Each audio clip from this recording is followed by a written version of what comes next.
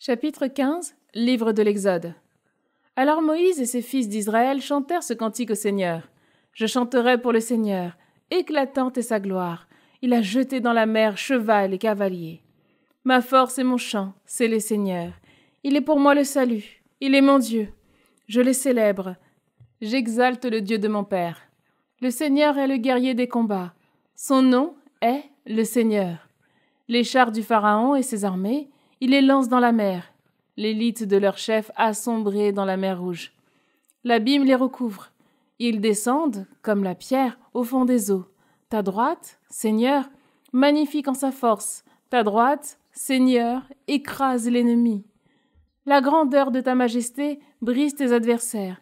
Tu envoies ta colère qui les brûle comme un chaume. Au souffle de tes narines, les eaux s'amoncellent, comme une digue. Se dressent les flots. Les abîmes se figent au cœur de la mer. L'ennemi disait « Je poursuis, je domine, je partage le butin, je m'en repais, je tire mon épée, je prends les dépouilles. Tu souffles ton haleine, la mer les recouvre, comme du plomb, ils s'abîment dans les eaux redoutables. Qui est comme toi parmi les dieux, Seigneur? Qui est comme toi, magnifique en sainteté, terrible en ses exploits, auteur de prodiges? Tu étends ta main droite, la terre les avale. Par ta fidélité, tu conduis ce peuple que tu as racheté. Tu les guides par ta force vers ta sainte demeure. Les peuples ont entendu. Ils tremblent. Les douleurs ont saisi les habitants de Philistie. Les princes d'Édom sont pris d'effroi. Un tremblement a saisi les puissants de Moab.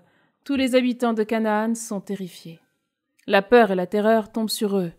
Sous la vigueur de ton bras, ils se taisent, pétrifiés pendant que ton peuple passe. Seigneur, que passe le peuple acquis par toi. Tu les amènes, tu les plantes sur la montagne, ton héritage, le lieu que tu as fait. Seigneur, pour l'habiter, le sanctuaire, Seigneur, fondé par tes mains. Le Seigneur régnera pour des siècles et des siècles. Le cheval de Pharaon, ses chars et ses guerriers étaient entrés dans la mer et le Seigneur avait fait revenir sur eux les eaux de la mer.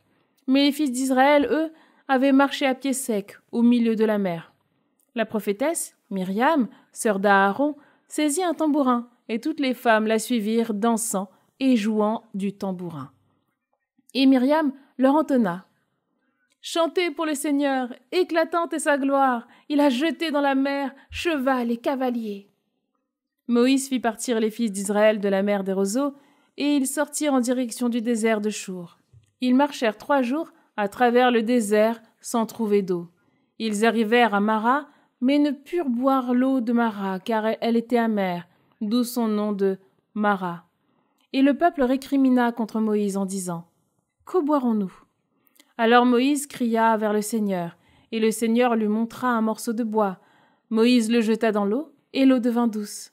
C'est là que le Seigneur leur fixa un statut et un droit, là où il les mit à l'épreuve. Il dit « Si tu écoutes bien la voix du Seigneur ton Dieu, si tu fais ce qui est droit à ses yeux, si tu prêtes l'oreille à ses commandements, si tu observes tous ses décrets, je ne t'infligerai aucune des maladies que j'ai infligées aux Égyptiens, car je suis le Seigneur, celui qui te guérit. » Les fils d'Israël atteignirent ensuite Élim, où il y a 12 sources et 70 palmiers, et là ils campèrent près de l'eau.